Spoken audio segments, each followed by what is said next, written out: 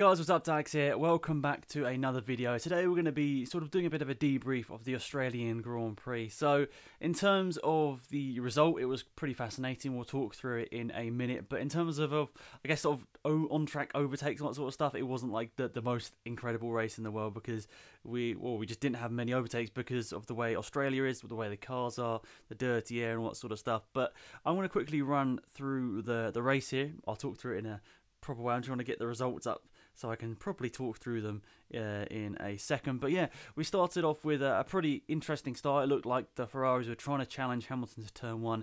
It didn't quite work out, and unfortunately for Raikkonen and Vettel, they couldn't quite squeeze past Lewis Hamilton, who went on to pretty much dominate the first part of this race. And that's just Lewis Hamilton being Lewis Hamilton, really. He's always super consistent when it comes to being out front by himself. But I think what surprised me the most was that Ferraris were not as far off as I thought. From qualifying pace, it looked like Ferrari were going to really struggle to do anything in this race. It looked like they were really going to struggle to score some decent points, but I suppose I thought they were going to score decent points, but I didn't think there was going to be any chance of them getting anywhere near the win. I thought this was going to be a Lewis Hamilton lights the flag victory, and it wasn't going to be that way as the race evidented. So, yeah, first stint, it was just, it was what it was. Ricciardo was fighting his way through the field. We had a couple of early retirements, didn't we? I think we had Sorokin, Ericsson and Gasly all retired quite early on with car issues.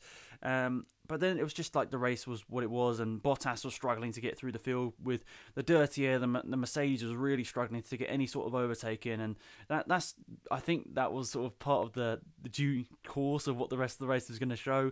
He struggled to overtake a lot of people in this race, Bottas, and as did the other Mercedes car, which we'll talk about in a bit. But the big news was really in the first pit stop stages, where everyone was diving into the pit lane under green flag conditions, trying to maybe get an undercut on each other. I think the first person to pit, who was it? I'm pretty sure it was Verstappen. Verstappen, I think, was the first person to pit, or one of the first people to pit.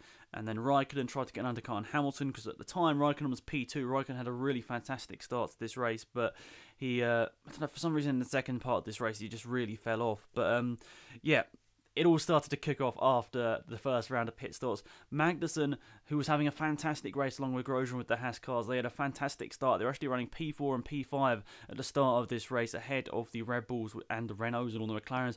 They had a fantastic start to this race, but unfortunately for them, after this first round of pit stops, they go and have a problem with the car. Now, I don't think this was a problem, this wasn't anything to do with, obviously, Magnussen and Grosjean, but I'm pretty sure they had a threaded wheel nut, by the look of it, on both cars, meaning pretty much a lap after each other, they come into the pits and go out and retire after coming out the pit stops. I think Magnussen thought it was a suspension failure, but that was not the case. It was, from what I've seen, it's not been confirmed to me from what all the resources I've been looking at, but it looks like the threaded wheel nuts on both cars, meaning the cars went out of the pit lane with only 3 wheels properly fitted, meaning probably there might be further sanctions for both cars come the next Grand Prix in Bahrain. Possibly a fine, possibly a grid penalty, we will see. But basically what this triggered was a virtual safety car period, and one person who had stayed out throughout all of this was Sebastian Vettel. So Sebastian Vettel, who looked like he was going to finish third, quite far off the lead of this race, comes in under virtual safety car conditions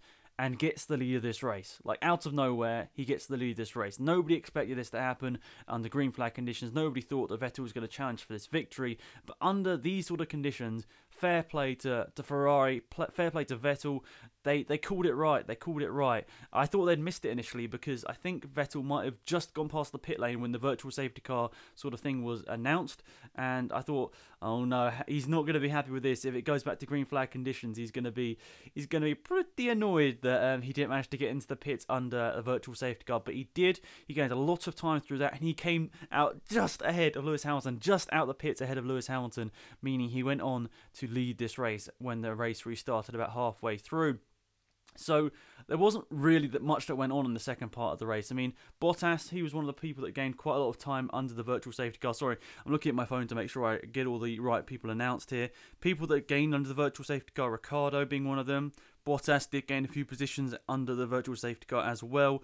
But basically, it was what it was from the safety car happening to the actual race restarting. So it went virtual safety car, then they restarted, because I think the Haas car at turn 1 and 2 was becoming quite tough to get it off the track. So that's the reason why they throw the actual safety car. But so by that time, we had 5 cars retired: Sorokin, Ericsson, Gasly, Magnussen, Grosjean and Hartley. People that were struggling out there, Hartley didn't retire. Hartley was still going around. Hartley was struggling though. They looked like they had problems with that car, because pretty much as soon as the race restarted, he ended up like 30 seconds back. Now, I'm not sure whether he pitted or not, like straight away under the safety car, after the safety car, because with the safety car, everyone should be bunched up. He should be right up behind the car in front of him, which at the time was Charles Leclerc. But no, he ended up like 30 seconds behind. So I'm not sure exactly what happened there to him. But nonetheless, it was not to be today. They were not going to be having a great race anyway. The Toro Rosso team, they really struggled with their power units and car in general. Lance Stroll had a tough race. He finished P14. The Williams car is just sort of nowhere this year, especially around Australia. Fair play, Charles Leclerc finishing P13 in his rookie race. That is a fantastic result for him as a rookie driver, beating the Williams as well. I think a lot of people think that the Williams is probably a quicker car than Sauber Alfa Romeo, but under race conditions, it's a pretty good job there from Mr. Charles Leclerc. Then we had one of the big surprises of the day was P11 and P12, the two Force Indias. Perez P11, Ocon P12. They really struggled today. Force India were kind of nowhere, which is kind of surprising. Over the last couple of seasons, they've got better and better and better, and they've sort of just struggled in this opening race here today. Who knows whether that's going to be a trend that continues for the rest of the season, or whether it's just going to be a one-off for Australia. Then we get into the points. Carlos Sainz, he had sort of stomach issues, if I remember correctly, meaning that he wasn't feeling too good, is all I'm saying. So I think that's the reason why he was a little bit off the pace today, especially towards the end of the race. He struggled to keep up the pace with that poorly stomach. That's what I heard. It could be completely wrong, but I heard that he had a poorly stomach, and that's the reason why he was slow. Van Dorn finished P9, some points there for McLaren with the new Renault power unit for him, which is good.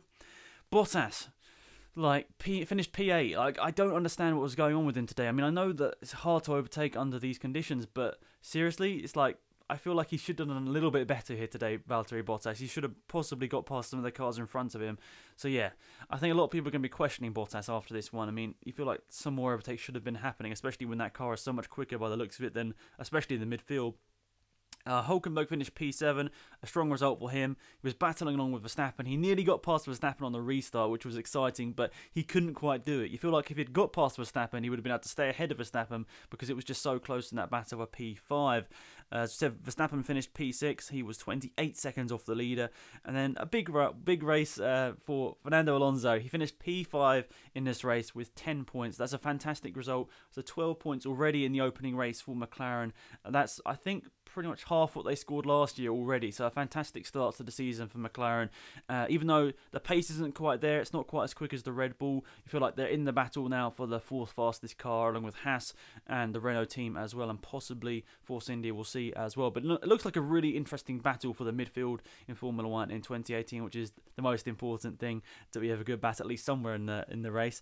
So yeah, Alonso finished P5, Ricciardo finished P4. A great comeback from Ricciardo, actually. He's got to be in a shout of driver of the day. I think Alonso won the actual driver of the day, but I think Ricciardo's got to be within a shout. He had a strong comeback drive to finish only a second, or less than a second, behind Kimi Räikkönen in the Ferrari. That's a fantastic job from him.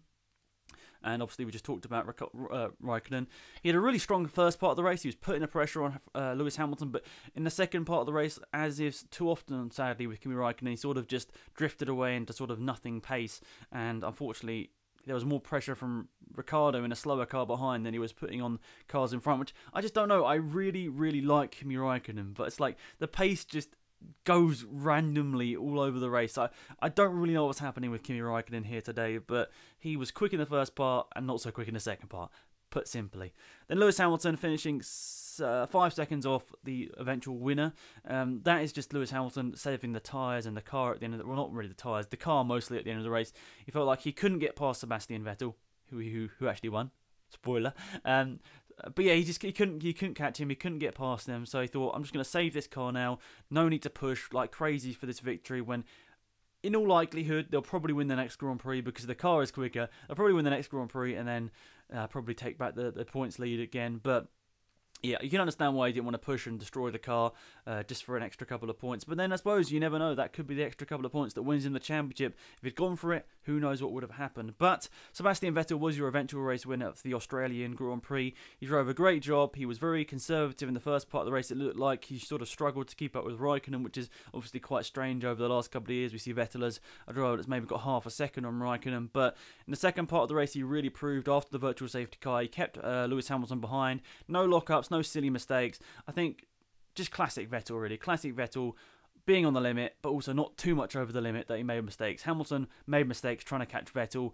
He came close on a couple of occasions, but he just couldn't quite do it. But yeah, my personal driver of the day, I struggled with in the stream for this one. I'm going to say Fernando Alonso, though. I think he had a fantastic race. Ricciardo's also got to be within a shout, though. He drove a really good race to try and will only be less than a second behind the podium in a car that's not as obviously quick as the front two. Is a great job. So, yeah, that's pretty much it for this video, guys. Thank you for watching. Hopefully you enjoyed this little debrief. Let me know your thoughts and opinions in the comment section down below. And remember to subscribe if you're new to my channel and my main channel as well. That'll be linked in the description. Thanks for watching, guys. Have a great day.